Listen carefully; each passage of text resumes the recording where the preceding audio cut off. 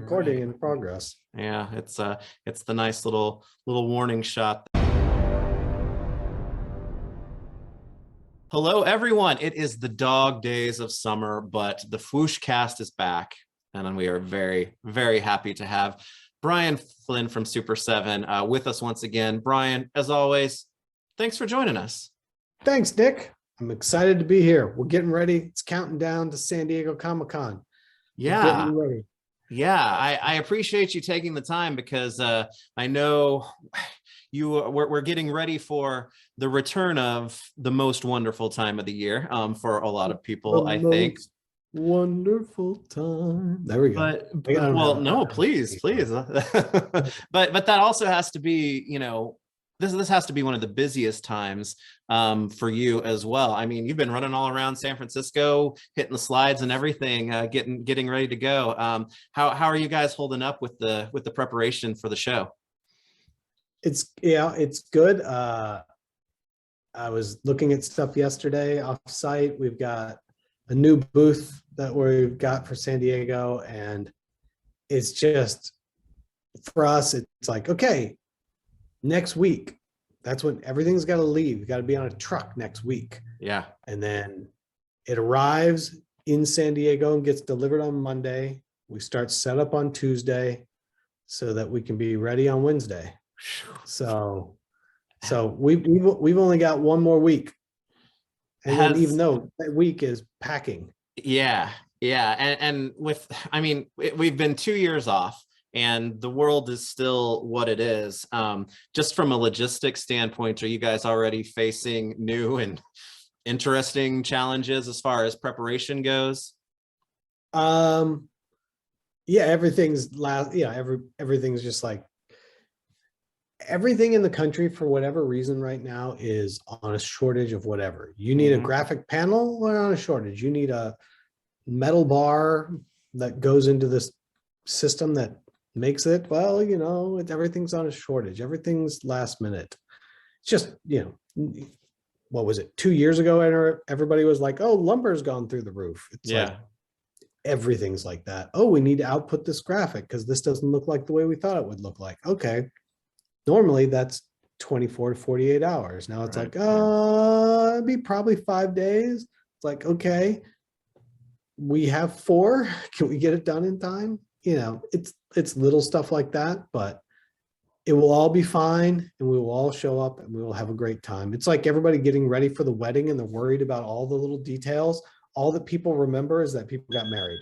Yeah, exactly. You're the one who notices the details more than anything else. But you know, I've seen some companies, and I get you guys are right in the middle of you know, starting, I think, some of your announcements for the show, and I've seen a lot of companies come out and say already that, you know, they're not going to have exclusives there at the show, and some of the other things will be limited and whatnot. Where are you guys falling in terms of exclusives and new debuts and things like that? I apologize. Like, we just started and I'm having somebody that's locked outside going, can you please let me in? Go for it. So you were asking me a question directly about what we're bringing down versus not bringing down. And we always make sure to bring down inventory. I mean, that's half the fun of going to the show is physically getting the stuff. And then there's definitely some people that are like, half their life is like on Instagram, that the night of, like, look what I got, look what I got, look what I got. So we will definitely have pretty much everything down in inventory, and then whatever's left over from inventory will go live the Monday after San Diego Comic-Con. All right, and you guys are, I know that you're, as of the recording today, you've released a couple of kind of teaser videos getting ready for the show. Are you going to be announcing all of your exclusives and things like that ahead of the show, or some of them be just kind of come to the show and you're going to find out what they are? No, there's nothing that top secret. I think it all gets announced next week. I could be wrong because plans change all the time. I know the videos that are coming. I think the second one dropped today, which you told me, which I haven't seen that it dropped, but I know the first one dropped. There's 7 total videos, and obviously through the course of those 7 videos, we will show off everything that's coming down. But I do think I thought that we were still going to show like reveals of the toy product along the way, but at the same time, I could be completely wrong, and we are debuting it every day. But by the Friday of next week, you should be able to see pretty much everything. That's kind of a fun, I guess it's kind of a fun mashup of, combining what you've had to kind of do over the past couple of years virtually, with counting down to the actual show. So I think it speaks to just how much, it's hard to think about it because it happens every single day in our lives, but how much has actually really changed since the last time there was a Comic-Con. Yep. Wow. Okay. I'm just getting the same text. I'm upstairs locked out. All right. So Nikki's handling it. I know it's going to be taken care of. She's gold. All right. All right, cool. Well, so in that case, we're having a web interview to talk about San Diego and all the stuff we're making at San Diego, but I haven't actually announced any of it. So that puts us in a conundrum, doesn't it? Yeah, we're like trapped in the weird, like real virtual world that will probably just become full reality within the next few years, as far as that goes. So how do we dance around this? Or I have a few things here I could share, but then am I going to get yelled at for sharing them early? Well, I say yelled at by my PR team. Yeah, I was going to say I wouldn't want them to yell at you as far as that goes, but we are going to be, seeing them, as you said. And one of the things that I always like to ask you about and see is because you're technically kind of local to San Diego to some extent because you have your store there. And in the past, that's kind of been repurposed into, things like Skeletor's Lair and the bodega and whatnot. Are you going to be combining both the show floor and the store again this year with as I guess as normal? Yeah, I mean, obviously part of the reason of having the store in San Diego is to make it available for events like this. And what the floor of San Diego is great for the convention, for seeing everybody and talking about everything that we do. We really try to then take the store, gut it, and have it a brand moment. And so here's an entire store dedicated to just one brand, one idea, something that we're really focused on. As you brought up in the past, there were multiple Masters of the Universe. There were multiple bodegas that were Universal Monsters centric. There was the Snoopy pop-up, the Good Grief pop-up. There's been a lot. So this year, yes, we do have a brand specific pop-up. I do not want to give away the theme quite yet, but it should become apparent in the next couple days.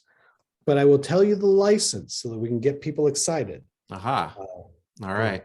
And that is, we have a complete G.I. Joe themed pop-up coming to San Diego. So it is an all G.I. Joe event. So imagine what interesting and crazy things we could be doing in the world of G.I. Joe. Yeah, well, you could paint the outside camouflage so nobody can find the location. That's probably not a good idea, though. But so G.I. Joe will be the theme this year. Well, that makes sense. You guys have got a lot going on with Joe and whatnot right now, and we've started a bunch of stuff with Joe, and Hasbro's been really, really great to work with, and really letting us sort of go into a bunch of nooks and crannies that haven't been done. And I think for that G.I. Joe collector, it's been a long time since they've had some dedicated space for them. A long time since somebody said, hey, we really want to sit down and spend some time with G.I. Joe. And so we really wanted to come back and sort of really start talking to that collector and that G.I. Joe fan and say, all right, like, we're here for the long haul, and this is where we're starting, and really, have some fun around G.I. Joe that just hasn't been done in an event way in a while. Yeah. And that's by no means dismissive of anything else that's been happening around G.I. Joe, but I think it's been a while since somebody sat down with the collector group and really said, come hang out, come visit us, come stay in our space. And that's really what we're trying to do at San Diego. Yeah, come join the embedded Cobra operatives that are all over all kinds of different businesses that could be out there, right? Could be, as you know, it's a worldwide organization that gets its Uh-huh. funding from lots of different places. They have to be very sneaky about that. Yeah. That Cobra Commander isn't made of money. He's making it somehow. Well, I'm definitely looking forward to experiencing that and seeing what you guys have in store now. Is your actual booth at the show changing at all this year because of, I don't know, logistical challenges or things that the show, I don't know from an exhibitor standpoint, if like the show has different new rules for you guys as you set up and whatnot for that? Not that I know of. No? It's still sort of the same old San Diego in there. We've got a slightly larger booth, not much. Mhm. It won't really be, I don't think to most people, other than like, oh, you have a new booth, it won't be noticeably larger. They'll be like, yeah, there's the Super7 booth, Yeah. but it will be different than the one that we've had in years past. And we're, hopefully going to show off a few things that a lot of people haven't seen in person. So that'll be fun.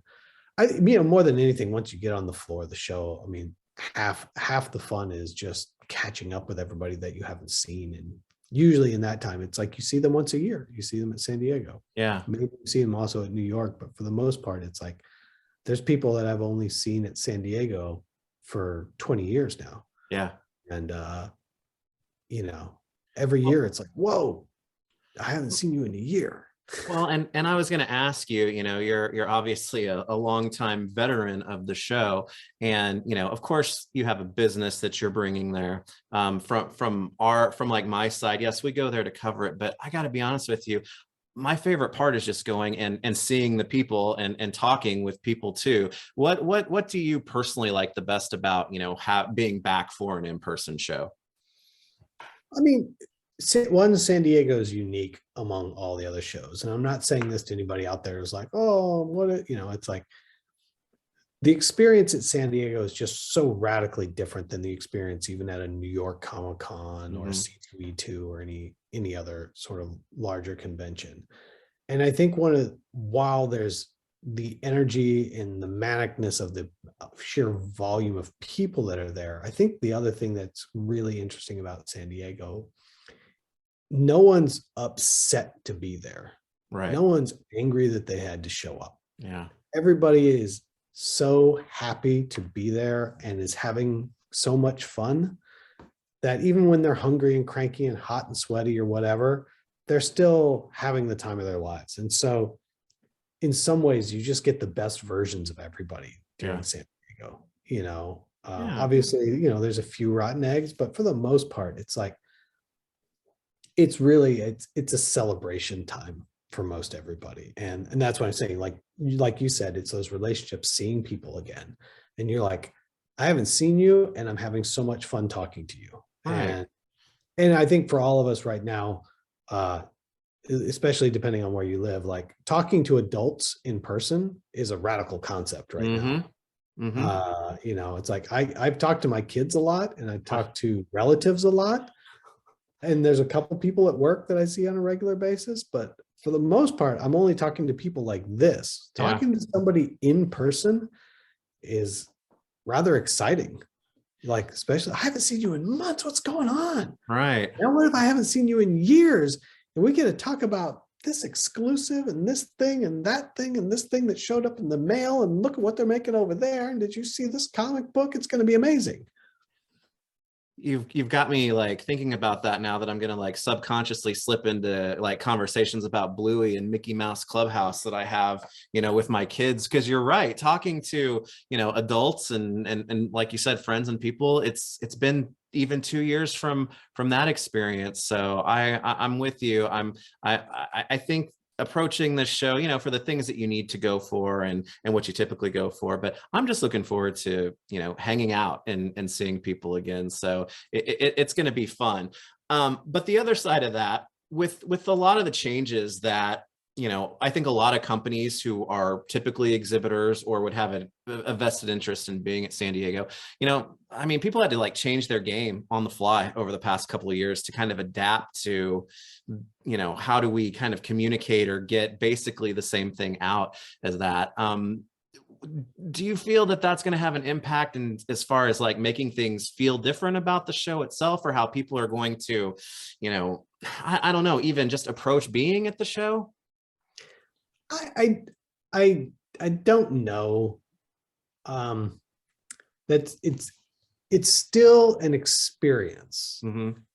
It's like listening to a live album versus seeing the band live in person. Mm-hmm. They're not really the same thing, but they're both rad. I think that as much, at least I don't know. I can tell you from our point of view. I can't tell you from other people's point of view. Obviously, the last 2 years, we did digital San Diego's, Yeah. and we put everything online and blah blah blah, and we'll still have stuff online for people after the show. But the moment we were allowed to go back to San Diego, we're like, we're bringing all it down. Yeah. Come on, we're loading up the van like Beverly Hillbillies. Here we come. Like, Yeah. we're driving all the way down looking for, it's not black gold. I guess it's plastic gold down in San Diego. I think that the experience is as much a part of it as the stuff. Yeah. That's really what sets these events apart, because we don't even need San Diego Comic-Con to justify making an online exclusive. Mm-hmm. You can make an online exclusive whenever you want. Heck, we just dropped them in the Yeah. glow-in-the-dark turtles. Yeah. We're gonna get to that. We're gonna get to that. I know you like the turtles, but so you don't have to have an excuse to just make a product, Mm-hmm. or to make a product available digitally. And that's why when we talk about San Diego, it's like, do you need the event to make it? No. But do you need the event to be the event to generate the excitement? I kind of still think you do. Yeah. Can't replace that portion of it. Yeah. And like, I'm not saying that to any of you that haven't made it to San Diego yet. And if you haven't, I hope that you someday do, Mm-hmm. because it's bananas. Yeah. And the way I describe it to people is, it's not just any other place, it's the convention. Yeah. San Diego Comic-Con is the whole of downtown San Diego. Like, it's 125,000 people in the convention. When you walk out of the convention and go across the tram tracks, there's another 100,000 people in downtown. Every restaurant, every club, every bar, every space of green space has been converted. The ballpark. The ballpark, yeah. They took the Padres baseball stadium and turned it into a zombie run. Yeah. Every single space, as far as you can go, has completely been converted into an experience. You can walk. I mean, our store is 8 short blocks, but still 8 blocks from the convention center. And we are still part of San Diego Very Comic-Con. much in it. Yeah. You never really leave the event. When you go to dinner, Yeah. you're in the event. When you eat breakfast, you are in the event the entire time you are in San Diego. When you land at San Diego, and every bag pickup carousel and every escalator is covered in San Diego Comic-Con graphics, every building downtown is wrapped, like every high rise and skyscraper is wrapped. Like, it's the experience is unlike a convention you've ever experienced before. And that's what is so different about it, is you live in the energy. You don't attend the energy. Yeah. I have a friend, and she's local in San Diego, and I think she's been in the convention center one time the whole time she's lived there, but she gets so excited just for being able to go downtown and experience things that don't happen obviously on a regular basis in the city that she lives in all the time, because it's just, as you said, it's a completely immersive experience that is completely different than any other show. Yeah, like, what was it last year? They took over, like, one of the giant parking lots was a VR Blade Runner experience. They rebuilt.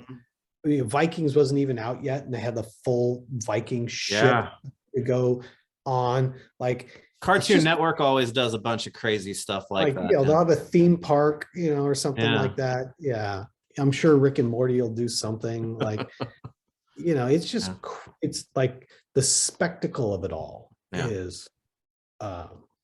I don't know. We've probably spent a little too much time waxing poetic about our love of San Diego. For all the people that are watching this going, screw you, I'm not going.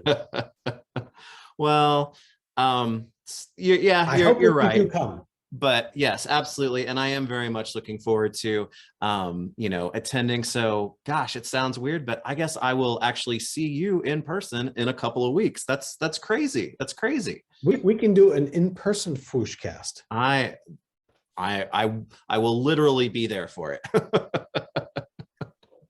If that, now that I think about it, I'm sure it's probably actually scheduled. Like 30 seconds after we close. I mean, I work fast over email. So Yeah. All right.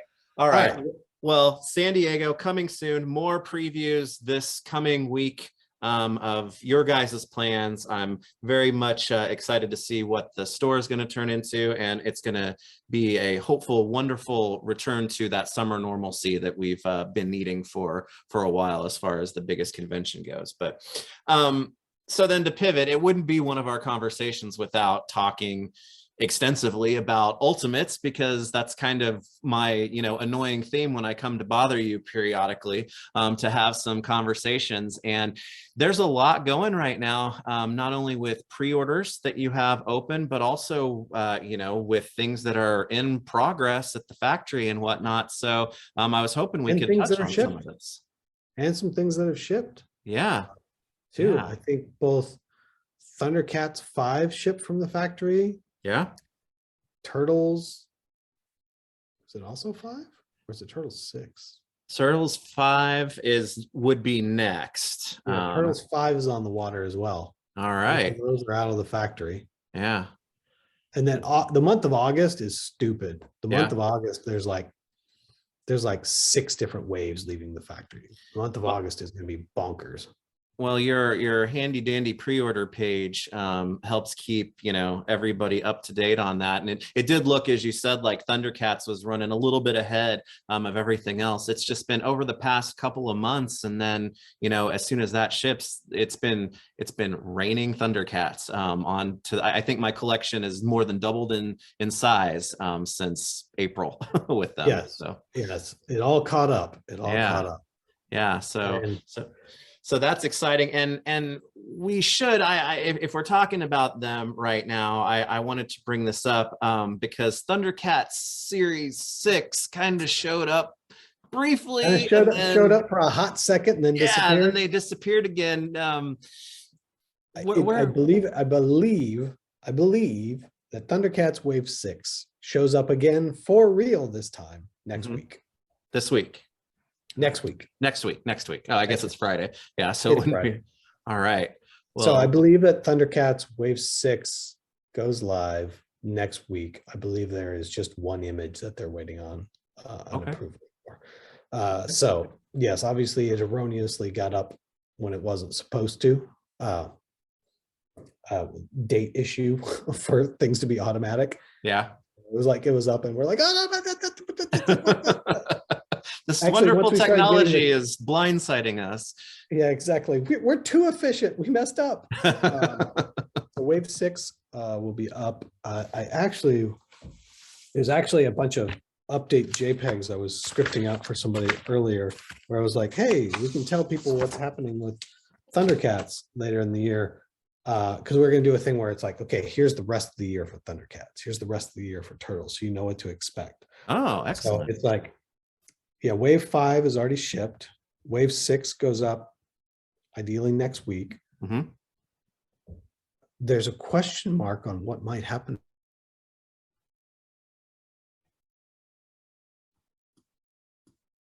I can't tell. Oh, no, I don't know if it was you or me, but as soon as you said question mark, it was like, shit. Yeah. Well, there's a question mark here around San Diego Comic-Con. Then there's a question mark around August. And then Thunder Tank shipping October. Really? Of which I have this to show you. If you've got a moment. This is not obviously the final. Oh my gosh. But you know, you guys do your best and with what you can with digital images and measurements and whatnot, but this my brain understands now. yeah, it's so big and beefy. This, I'm not exaggerating. This thing weighs like 12 pounds. Wow. Like, it's crazy. Obviously there's still things we're improving, but there's all sorts of amazing stuff going on in here. But this will ship in October. Wow. So it'll ship from the factory in October then? Ship from the factory in October. Yeah. Oh, awesome. So we possibly a little bit earlier, but October's the safe bet, but it might come a little earlier. So yeah, so possibly then, a very fun holiday season for ThunderCats. ThunderCats, and then there's a secret item in October, and then Wave 7 will be November. Ooh. Now Wave 6, if it returns intact with the lineup that it was a little bit of a departure from your normal lineups and whatnot. I mean, toy variants, I have to say, I think I expected at some point to see toy variants of the main characters because it makes sense to keep them active in the line, but you went with the entire series as toy variants. Was there a thought behind why we were was there a thought? No, we didn't think at all. No, just that was a very poor way of asking. So why are we doing all toy variants for a whole way? We're all doing all toy variants. I think it's you, especially with everything delivering, whenever we deliver, especially a bunch of product and waves, you have a huge outcry for like, oh my god, I missed it. Oh my god, I missed it. Now secondary markets moving, this, that. And we were just like, how do we give people a chance to collect the line? They don't have to be just toy collectors, but at the same time, not make it feel, for the guy that's into it, it's something cool to add to his collection. Yeah. But for the guy that just needs a specific look or a specific feel, he doesn't feel compelled to buy it. Like, how do we allow people to get into the line, but not also make it so that you have to, oh, it's another weird variant that you didn't really want, but you feel compelled to buy it because you're supporting the line. And if you don't have it, you're missing one. And so at least when, looking at release schedules and different things, we're like, the moment to come back to the line is sort of really once, 1 through 4, and then 5 ultimately is shipped, but hasn't gone into people's hands yet. Ideally, it would have been in people's hands by now. It's like, hey, there needs to be a moment to come back to some of the core, some of the main characters, and allow people their moment in, because now you've got quite, there's 20 plus figures out there, and I've missed a lot. What's my way?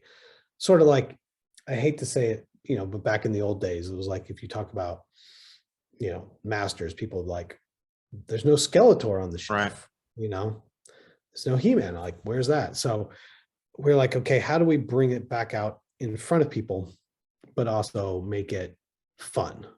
But also not a burden. Like, if I just reissue the same figures and update a couple colors or something like that, then it's like, do I really have to buy that? Like, I don't want to be that guy. So instead it was like, all right, we'll make a wave of like the core. We'll make it toy colored so that you have your moment to get in on it. And if you're the person that loves that, great, I have something new for you. If you're the person that's like, no, I'm collecting this animation line that you've got me on, I can skip this line, save some money. We'll be back talking to you with Wave 7. That was the long and the short of it, really.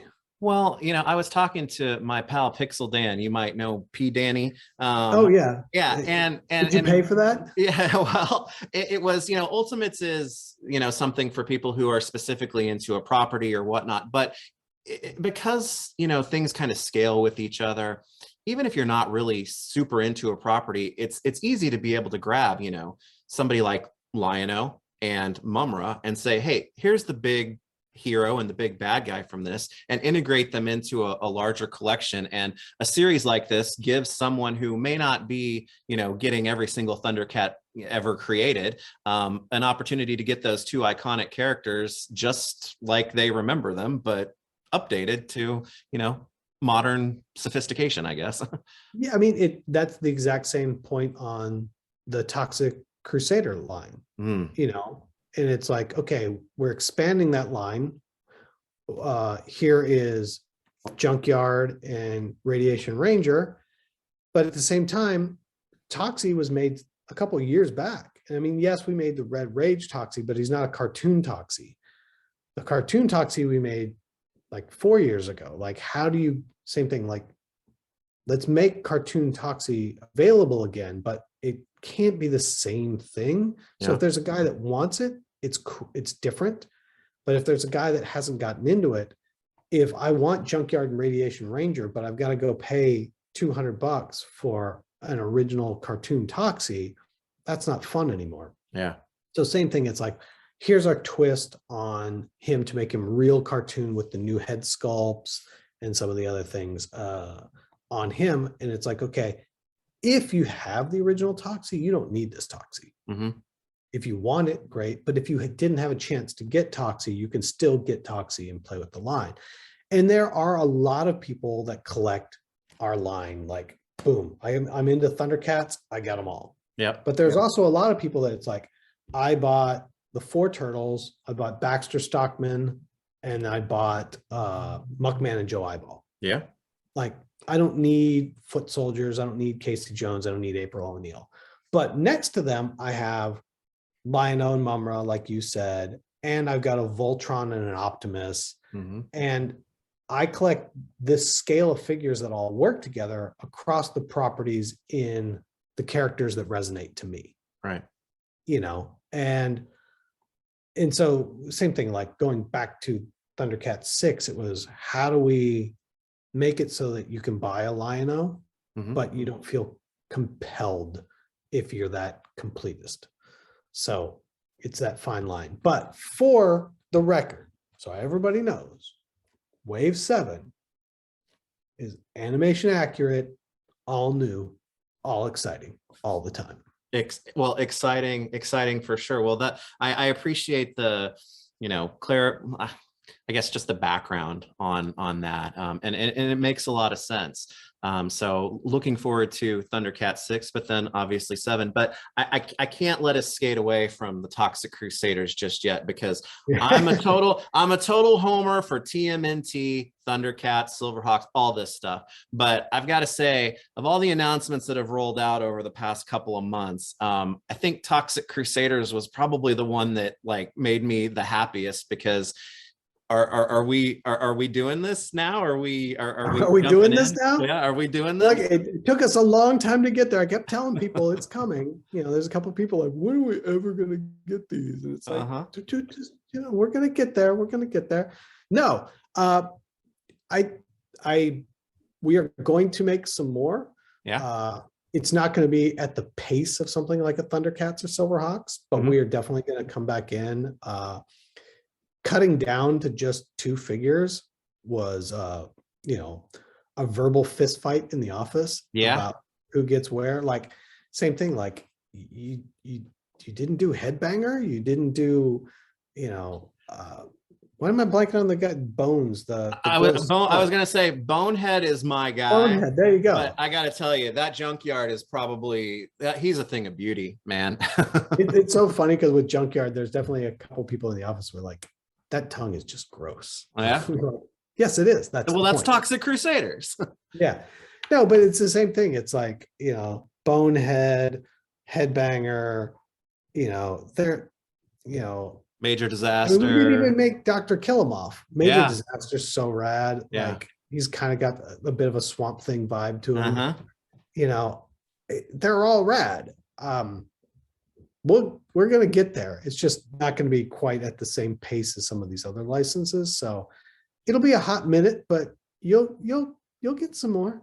Well, it was a smaller line. So, and like you said, going with the evil army builder ahead of even the big bad on this, that's some thinking right there. I don't know if it's thinking. It was more just like it was us arguing about which ones we wanted the most. And I think, from my take on the toys, it was Radiation Ranger, Bonehead, and Major Disaster were my three favorites. All right. And there's just something about that yellow Radiation Ranger suit when those toys were made, and then the glow with Bonehead. But I was just like, I just kept coming back to Radiation Ranger. Like, I want that one.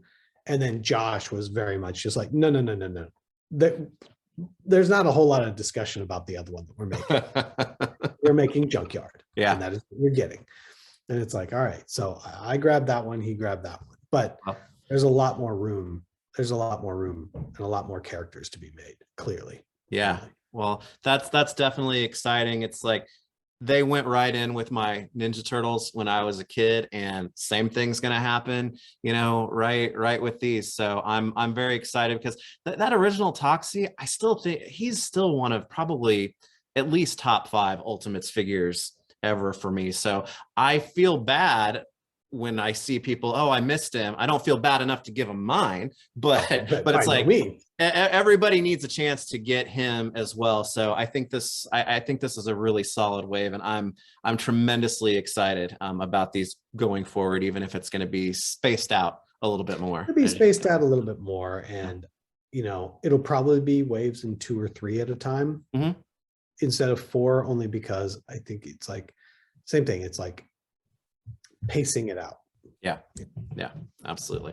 Well, another property that is currently listed as in production that I know people are really excited about are Silverhawks. And yes.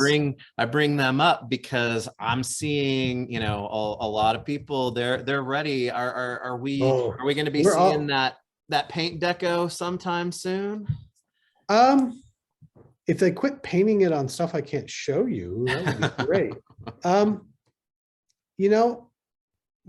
we keep going over all the stuff that's going to be on display at San Diego, I was like, we didn't bring up Silverhawks. I think, let me see. I mean, obviously we don't have a whole lot of time. Let me see if I can, I don't know why we keep not bringing it up. Let me see what we can get. Hopefully we can have something to show people. Yeah. I think at the very least, we should be able to bring down some of the test shots and grays that we have. Yeah.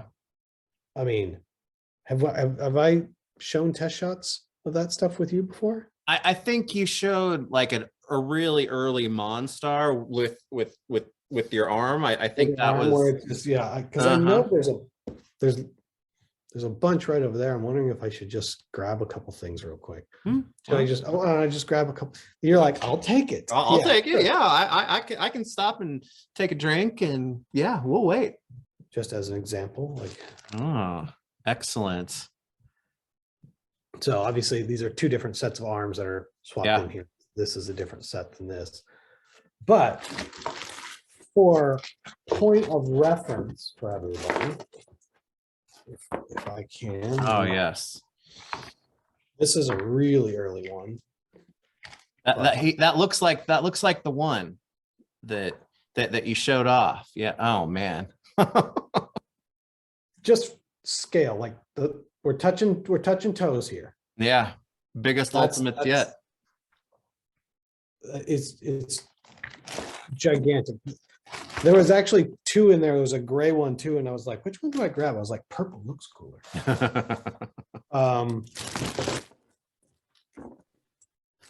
This is I have to put a head on.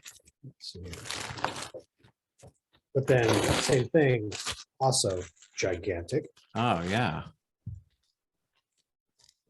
And completely different form. That's one thing that it's really cool about this first assortment is that everybody's a different size and shape, and wow. Yeah. These are very early, so obviously I haven't spent any time posing them or whatever, but dang, spinning, very nice there. But once again, scale. Yeah. Like Man. these figures are massive. Well, the bad guys are always cooler, and then when they're like bigger, that just makes them even more cool. So, at the very least, I could be taking out stuff like this. We've got getting past this is like, oh, I didn't want to show off anything that was going to spark off an internet debate. But for the scaling and things like that, I think those are great are great for representing, to be able to see that in person, you know. I mean, this thing is so preposterous.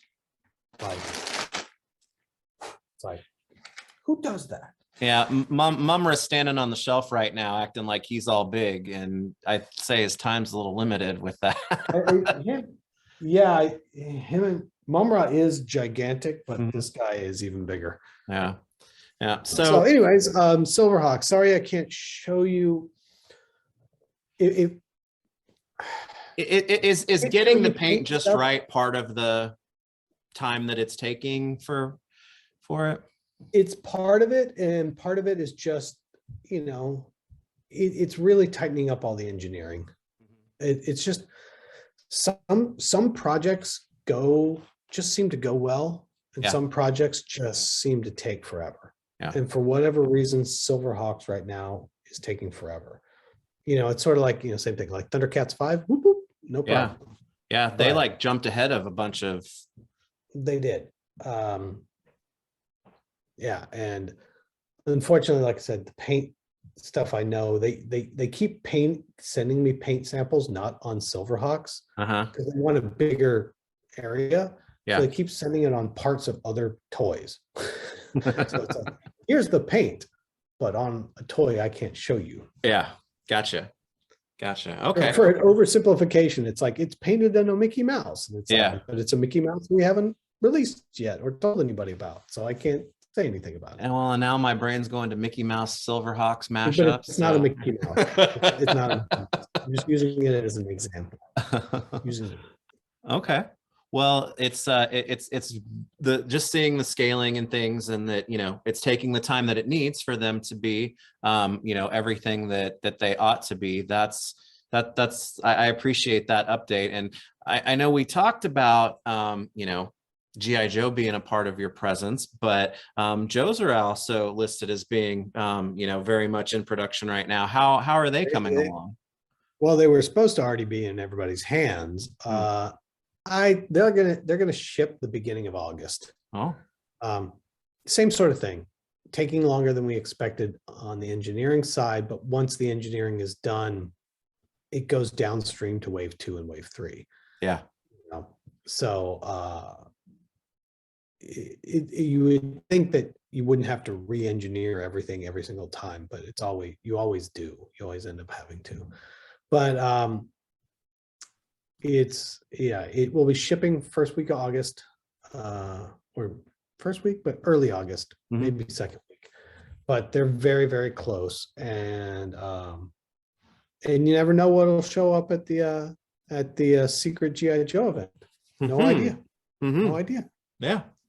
You never can tell with things that happen in San Diego. So it's not like Vegas. We'll talk about it. Well, yeah, that's true. We want to talk about that and make sure everybody can experience that. Okay, well, that's great. And kind of, I don't know, I guess maybe because they're Hasbro properties, I think of them together a lot. But you know, Transformers and G.I. Joe kind of go together well. And I've really enjoyed the first series of Transformers Ultimates, and now you guys have series 4 up for pre-order right now with the best Transformer, with Soundwave being a part of that. But we're also getting kind of the more iconic standard paint for Starscream, and then Fallen Leader or Dead Optimus Prime, who is actually, looking at him constructurally, he's quite different looking from the series 1 Optimus.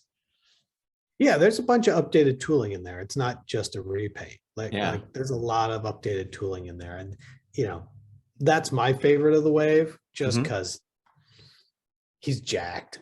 You know, there's like this, it's not like, oh, sad Optimus. It's like, no, Optimus is dying. Yeah.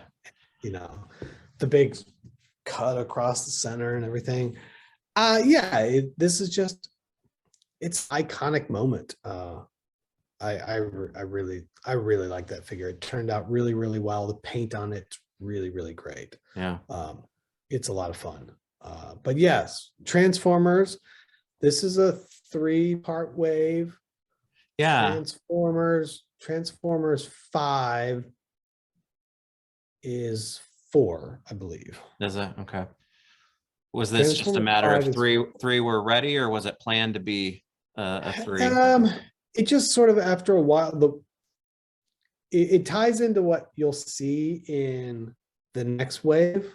Okay. Where some of the figures, if we would have done it, originally had one of the figures from next wave into this wave, and I was like, no, it makes more sense to put these in a wave together. But if we do that, you kind of got to kick something. And in the end, it was just like, no, just leave these 2 guys here with these 2 guys, and then that's the wave, rather than trying to then bring something else forward into that wave. It's like, it's okay if sometimes there's only 3. Yeah. That's the flexibility for this line as well. And so Transformer Series 4, they're available until 7/15, but as of the recording today, you have another assortment of Toho Series 2. They close actually today on this recording date, so it will have closed by the time this happens. And I actually heard something today that the sales team, if you will, wanted to leave it open through the end of San Diego. I don't know if Toho's closing. Maybe Toho still closes, but I think Transformers stays open through the end of San Diego. Oh, okay. Well, so a couple of them they're going to give an extra week or two to, or an extra 2 weeks, I guess. I got just so everybody can see it at San Diego, make sure they have their opportunity. Yeah, no, that makes sense. But man, the Mecha Godzilla in Series 2, that's the crown jewel in my opinion so far, man. He's pretty crazy, and the rendering of him in flight is pretty gnarly. Oh yeah, man. Yeah. This is a painted resin, so yeah, make sure the arms are in and everything, or painted 3D output. Yeah, but yeah, same thing. It's a great, as the tail slides off. Now I'm like, pop it back in. Come on. But I mean, these are another one that it's like, I know how big Ultimates are, but I don't have a Godzilla yet, and just seeing him like this, these guys are big. Yeah, and this seems to be a thing that we're getting into. All right, I'm going to put Mecha Godzilla over here real quick, because the other Godzilla's here. Let me grab him. He's a little trickier, because like I said, these are resins. I mean, painted 3D outputs. So they're big and heavy, so they don't necessarily, when you're trying to hold them on with tack, they don't stay together. They literally pull themselves apart.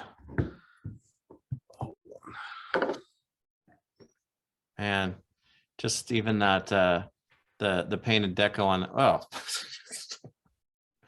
I got to get some deeper shelves, man. Well, yeah, and this is the crux of it all. I mean, we had these conversations. I wish I had where's a regular Ultimates again? Like, let me get Quicksilver back out here. Just This is the sort of thing we've noticed a little bit lately. Like, why does every character we choose turn out to be massive? So there's one side of it all. Yeah. Right? And then here, it's like the physical mass of plastic in this thing is redonkulous. Yeah. In time, it's awesome. I'm super excited about it. Now, this is near final. This was not completely final, because these spikes are supposed to have some more orange. It's supposed to fade a little bit Gradually better out. than that, where it isn't there. And there's some other elements around it. But this, when you put on the smoke effects to it, for when Yeah. he's burning and coming Yeah. off with smoke, it's super cool. There's definite shelf presence already apparent in this line. And then just I'll do it. Let's see what I can do here. San Diego. Oh, yeah. That foot looks somewhat familiar, but it's quite large. A large foot. Yeah. Wow. There you go. Well, It's a I large figured foot there. I figured there would be some definite Godzilla things and presence as far as San Diego went, but you were mentioning all these massive characters that you guys are picking to do, and that extends even into a line like the Simpsons, because you've got Kang and Kodos up now with exactly. Mr. Burns and Ralph, and they look like they're almost as big as Godzilla at this point. That's the same thing. It's like, you start keeping relative scale, and it's like, Mhm. okay, my person is this big. Well, Kang and Kodos, then it's like, do you dumb it down or do you just make it? And obviously we're the dumb guys that are like, no, you just make it. They're really cool. I feel like I'm saying that over and over and over and over again, but and I'm going to say this without feeling guilty about it. Like, we're making some really cool shit. Yeah. And Kang and Kodos fall into that zone. It's just like, no, make it right. Make them big, make them crazy. And if you have it, it's going to be amazing. It's not going to be like, it's cool, but it's not what it's supposed to be. It's like, no, it's exactly what it's supposed to be. Yeah. And quite honestly, as exciting as Kang and Kodos are, frankly, Mr. Burns is the star of the wave for me. I know it's surprisingly, for a lot of people, it's really Ralph. Yeah. And it's the paste eating head with Ralph. Yeah. They're really into that one. But the Mr. Burns is it for me. I've had a lot. I mean, I say I'm a huge Simpsons fan. I guess it's strange to say that I've only really seen like a third of the run of the show, because it's like it's been on there for so long, and I'm like way back to like 145 seasons. So yes, seasons 2 through 12 suddenly feels like you're just a very small slice of that. But this series really, to me, I think it's the strongest one yet. Now, not taking anything away from the previous two, but just this lineup with the characters and the versions of them. I mean, yeah, Mr. Burns and Ralph, they're probably two of the most off-quoted characters from the show, right? Tastes like burning. I will say though that my favorite figures that we've made total are Wave 1, which is Robot, Itchy and Scratchy. Because those are just fucking bonkers. Plus Bort license plate. So okay, well, so everything from Godzilla to the Simpsons to Transformers, and that just gets me to talk about coming back, because the newest one are those glow-in-the-dark turtles, which you guys teased a little bit with the glowing ooze canister, but that really could have been a whole lot of different things. It could have been a whole lot of things. Boom, four turtles all together. Was this done to like just tie in and coincide with San Diego, or is this kind of just it's a Super7 exclusive, right? So was just something that felt like the time was right, or we've been working on it for a while, obviously. We just did, and we've been let me back up. We've been toying with making this for a while, because they get the glow and you get the glowing ooze, and it's like, here's them in glowing ooze as turtles. And then when we made the glow foot soldier, a lot of the commentary was just like, cool and all, where's the turtle? Like you're making me a glow foot soldier, but bad guys are getting all the fun over like, here. where's the turtles? Yeah. And we're like, and I hate to say they've been on deck, but they were just kind of on deck. And we were like, oh, did we just not do the obvious thing? Did we try to, did we overthink this and make okay, it's a blue glow foot soldier. Yeah. It's, and then it's like, oh, everybody wants the turtles. Yeah. So we already had them sampled up and sort of ready. So we were just like, all right, we'll just turn on the turtles. Yeah. Like, oh, okay. So it wasn't as much a master plan as sort of like after we were like, oh, well, we're just going to make the foot soldier for now. And everybody was like, really? Like, this is what you showed up to the party with? Like, it was like, oh, duh. So we duh into here's the glow. Well, We've been talking about it forever. We just haven't done it. Like, well, but they don't just glow, I mean, it seems funny to say this, but the different colored belts that I think that caught my eye just as quickly as the glow effect did. Those look very different and really cool. It's kind of a harken back to, what was it? Was it the storage shells that had the colored belts back in the vintage line? So they've kind of got that little vibe going with them, but it's a cool set for sure. yeah. And once again, if you're that guy that is collecting the turtles line, you don't have to have these. Yeah. These aren't for everybody. But if you're that one collector that loves that line, they love the turtles. Here's an iteration of the turtles that makes sense, and it's something you don't have. Yeah. And that's the goal. Like, to have fun with it, give you something you don't already have, expand the collection. So when you look at the stuff, you're like, wow, Yeah. that's rad. Now, these, because of course they were announced and everybody's like, oh, cool, glow in the dark turtles. And then the next thing was, oh, they're $65 instead of the $55. So those coupled with, the latest, Matt Cardona figures being up decoed a little bit in a different price. The Matt Cardona figure is not just simply up decoed. The Matt Cardona figure came in and said, your normal deco, let's triple it. And it's just like, holy, like, that was insane. So we'll get to Matt. Yeah.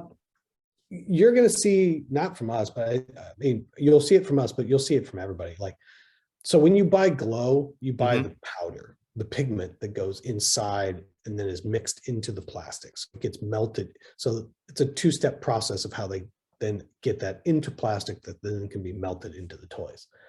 Glow pigment has been steadily getting more expensive for years.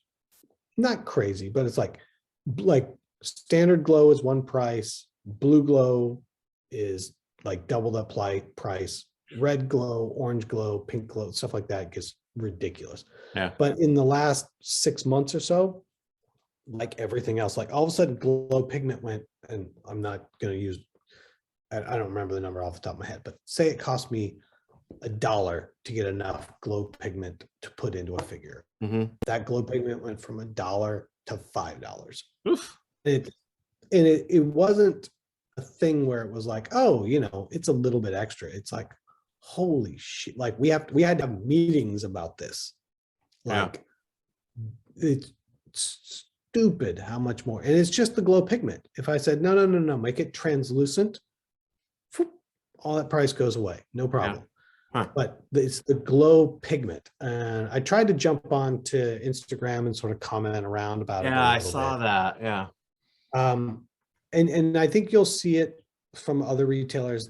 There's just, all these things become commodities at some point, but until the price of powder goes down, and it may never go down, we'll see. I think you're going to see an upcharge for glow on anytime anything glows, there's going to be an upcharge. Yeah.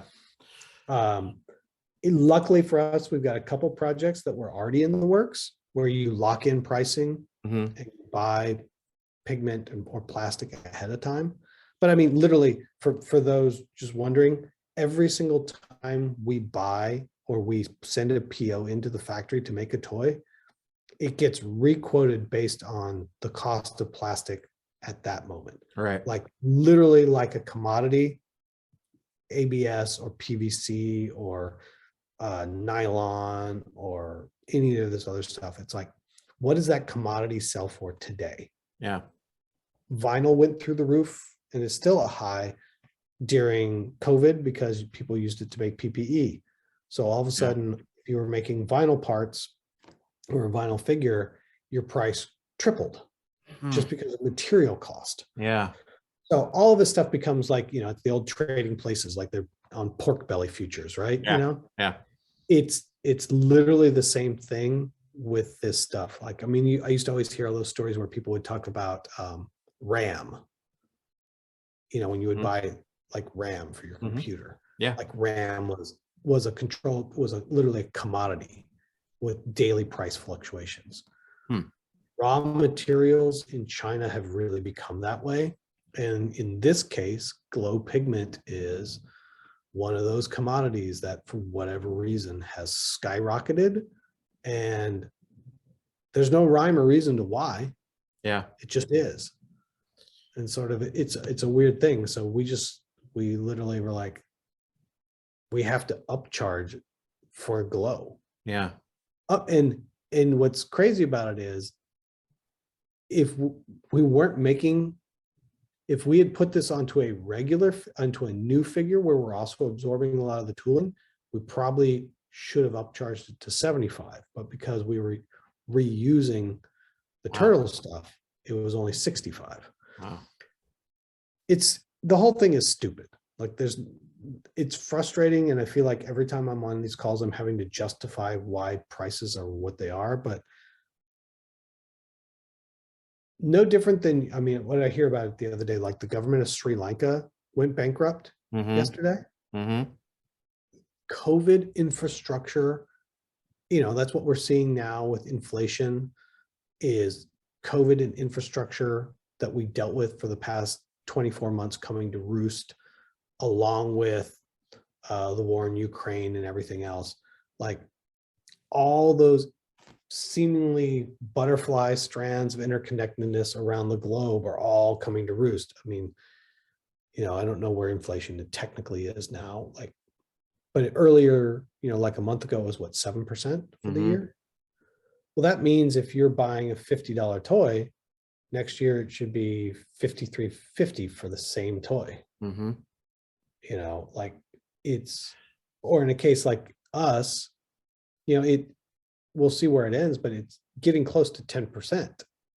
10% is, if it's a $50 toy, add another $5. If it's a $20 toy, add another $2.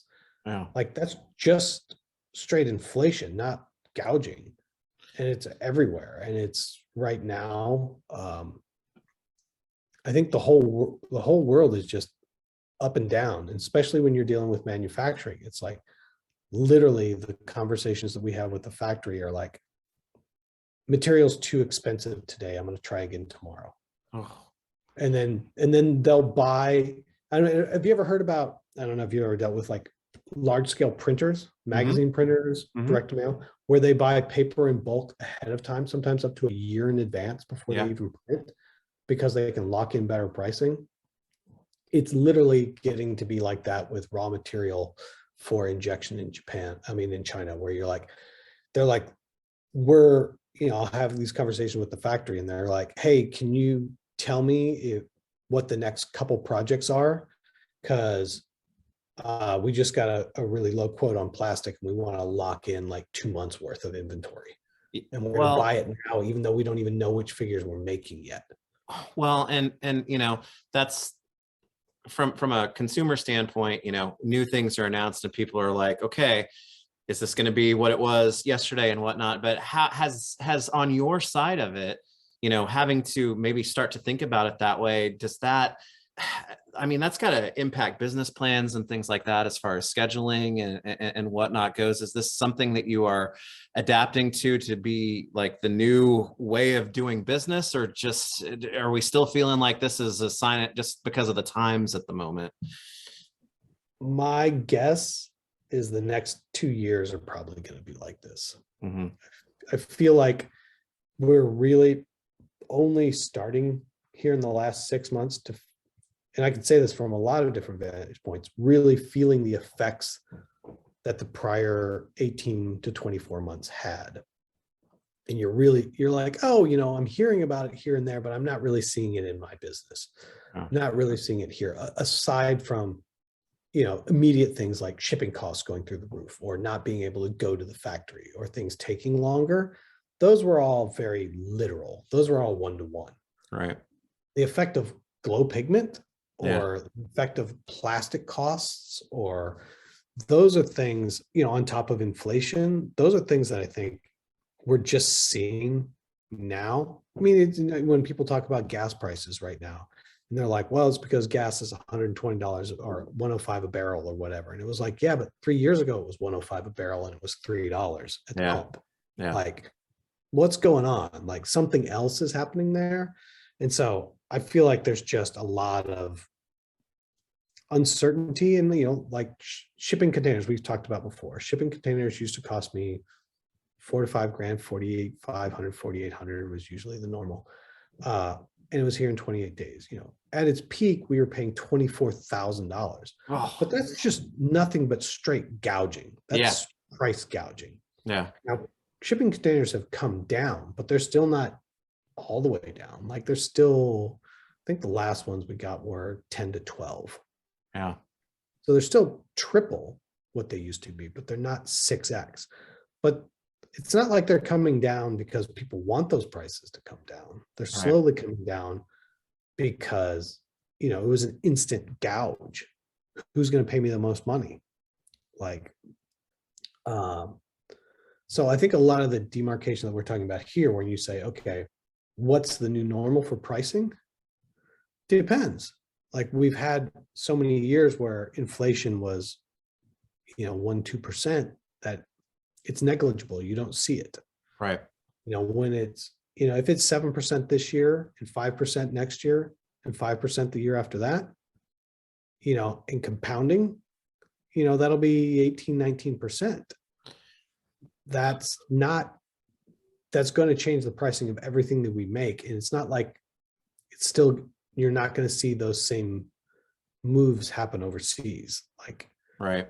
you know, I think I was just looking at a story yesterday. They were talking about England, where England's at 10% inflation. Like, we're at 7 something, but England's at just cresting 10% of inflation. Like, England, I say that, but the UK, yes. proper. United Kingdom is cresting it, just crested 10% for the year. I mean, those are significant numbers. And even if we're doing better than that, it affects everything. Because if you go like, okay, everything in your life went up 10% this year, pick a collectible. Well, it should be following suit. And unfortunately, every time we sit here and be like, oh God, now we're going to have to, you know, charge extra for this glow. You know, I'm like, there's definitely a lot of hesitancy on our side, and then resentment on the customer side that somehow, you know, we're taking advantage of the situation somehow. And I would love nothing more than to make my toys more affordable to buy. Yeah. Well, and as an action figure collector, on top of the normal existential dread that one has, you think about things like this, and when things, what's the ultimate, you know, not to use ultimates, but where does it come to a head? You know, suddenly when you have to start asking yourself on the consumer side, how much more can be done, or on a manufacturing side, where is this going to get to before it's going to fall outside of what we deem to be, you know, profitable business, right? Those are all amazing questions. You know, it's the same thing. Like, okay, for easy math, say inflation was 10% this year. Okay, you go up 10%. Does that mean your job gives you a 10% raise? Yeah, absolutely not. Your job probably comes back with, you know, a mandatory, if it's at a large corporate place, they have a mandatory, like, mandated range. Yep. And if they've been feeling the effects, they'll be like, oh, you know, maybe there's no money for raises this year, or it's 3% or something. Like, your raise may not keep pace with inflation, which means you're making less. All of these things come into play because, as we've talked about before, like, nothing I make is essential. I'm making things that make people happy, I hope, that give people joy, that people want to have, but they don't need to have. Oh. So we have to be very cognizant about what that is, because if those metrics get out of whack, you can't buy stuff from me. Yeah. You know. Well, and we just took it way down. Yeah, Took it way down. Well, and I know we're gonna end on an upbeat here in just a second, but I know I think people appreciate hearing, you know, things like this because, you know, with the increased cost for glow, you know, maybe some waves being smaller, it's like, well, what you come up with in your head is usually a lot more insane than what the reality of it is. But I guess you do have to start thinking about, well, is it worth to make a glow figure? Do we reduce wave size just so that, okay, the individual cost may be more, but the overall cost may come down a little bit because there's not as much to purchase. It's just, it's very, it's very tenuous right now. Well, and there's no clear answer, I think, for any of us on what that future is going to look like. Because so much of this is like out of our control. It's like when you talk to people about climate change. Yeah. Like, but it was hot at my house. Well, it's like, it's in such a bigger sphere that you have to really be able to take yourself out of it and come back here to see it as a whole. It's talked about singularly when it's a million things is what it actually exactly is. Yeah, and so in all of this, you know, who knows, you know, China's still locked down. You can't go to the factories. What happens if, you know, they decide that they're going to start taxing this stuff a different way? You know, what happens if you can't get into the factories eventually? I mean, there's a lot of things about just like, you know, America designed its manufacturing base to be overseas. That was a conscious decision made in the 80s and 90s to move manufacturing and to move most of America into more of a professional class versus working class scenario, not be about class struggles, but just like America as a whole can become more educated, work office jobs and not have to work on the machine floor. Not saying there's anything wrong with working on the machine floor. But it was a decision and movement that was made. Yes. The decision and movement is made as the future of the country to continue to evolve and to benefit everybody. They moved manufacturing away. Part of that was systemically at a much less powerful China of like, this is the place where we can go, where we've got unlimited room to expand and we can control all of these other variables. Well, how much longer is that going to be the case? Yeah. You know, that's a real question. And where is the future hold? Because it's not just about moving to the next cheapest country, because that's not it either. You know, you've got to have skilled people in those factories that know what they're doing. Like, you know, we can all talk about engineering on action figures. Like if it's off by 1/100th, complicated as hell. If it's off by 1/100th of an inch, it doesn't work. Yeah. It's too loose or it breaks. Yeah. This stuff is not easy to make in that regard. And so I don't know where I was going with this, but just that, you know, I think everyone's got a real question about what does the world look like 20 years from now? Yeah. And I don't think anyone has a very clear view. You know, and the United States as the undisputed leader of the world has really come under attack, not trying to be partisan politics, but just over the last 6 years or so, it's not viewed that way anymore. Right. You know, it used to be, you know, it's like the same thing. You watch all those things like, here's all these legislators, you know, getting in fist fights in Korea or, you know, at Congress or getting in fist, you know, in, you know, all the stuff that happens in, you know, parts of Europe and stuff. And it's like, America was still this leader, but it was also a leader by civility and decorum, which we've lost. And so you just look back and you're like, okay, well, who's leading the rest of the world? And yes, we still are, but there's definitely more of a vacuum, more of an opportunity for other people to play. Yeah. And it's a very interesting thing. You go, what does it look like 20 years from now? And when you're dealing with the world internationally, not what's just going on in America. Yeah. And I think most people are like very concerned about, you know, what's happening in my town, my city, my state. and you're trying to say like, well, where does manufacturing and global sourcing live 5 years from now in China, Vietnam, etc.? What are the political ramifications of that? Well, What happens if China goes into Taiwan? well, That will upset the apple cart. If you thought the whole fallout from Russia going into Ukraine was bad, if China goes into Taiwan, the whole world goes sideways. yeah.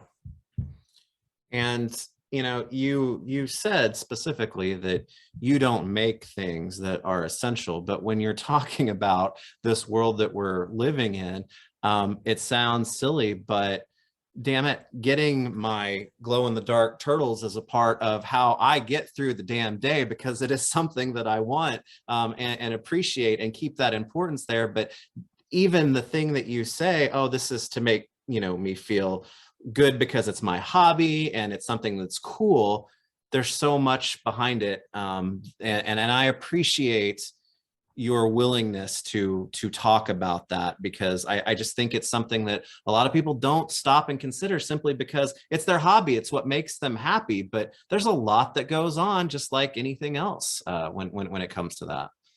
Yeah, I love doing what I do, but like anything else, it's still a job. Yeah. And there are parts of the job that are no fun. Yeah. Not just like anything else. But we shouldn't be dwelling on that when we have stuff like this. Like Godzilla. Just look at those eyes. I know, it's look, he loves you. He's so happily monstrous and wonderful, and we're going to, because we have come to 90 minutes of discussion almost, and it's been wonderful. Okay, it's San Diego season. How many people make it to the end? I'm 4, maybe 5. I'll make sure that if they're just going to skip over it, that at least people know that there's going to be a happy point at the end here, as we get ready to I got a happy at the end. There we go. Oh, SpongeBob and Patrick, best friends forever. Best BFFs forever. It's good to see some new SpongeBob there while we wait for the ultimates, which are also in progress right now. We haven't talked about them lately, so the latest is around the corner. Hold on. Uh-oh. They were there earlier, they're not there now. Oh, somebody moved them. Oh. Correct toy, incorrect blister, incorrect box, but yeah, they're very, very, very, very, very close to leaving. Awesome. And SpongeBob is huge. Yeah. I don't know what we were thinking. Like I don't know, I'm like picturing him like Stimpy-ish. So wide. He's so wide. I mean, I'd say he's a brick, but he's a sponge. He's a sponge. So yeah, he'll feel like a brick though. I'm sure of it. Well, on a happier SpongeBob note, I do appreciate the conversation. Yes, BFFs, perfect. But I do appreciate talking about the fun stuff, talking about the stuff that goes into the fun stuff is just as big a part of it. So this has been a very enjoyable conversation. So I appreciate it. And I get to see you in 2 weeks. I was gonna say, as much as I enjoy doing this, I can't wait. 2 weeks from now, I'm gonna see come so find much you. stuff you see, but then you'll see it next week. But in 2 weeks, you'll see it in person. There'll be so much stuff. You'll be like, I had no idea you were gonna make that. I'll be like, I know, because we hadn't announced it on Friday.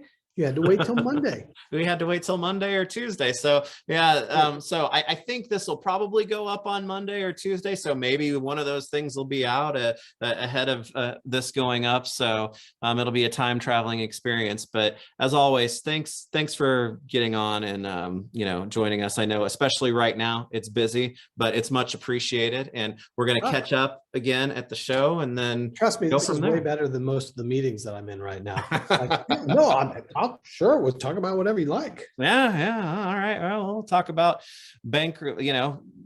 countries going. We don't even talk about Sri Lanka today. Oh, but anyway, thanks to everyone for joining us again for this latest edition of the FwooshCast. Next time, maybe it will be live in San Diego. We'll see what we can do, but I'm just looking forward to being there and seeing you guys in person for the first time in a long time. But thanks for joining us, Brian. Always appreciate it. Oh, thank you so much, Nick. Everybody, have a great show if you don't get to go. Yeah, and we'll see you in San Diego.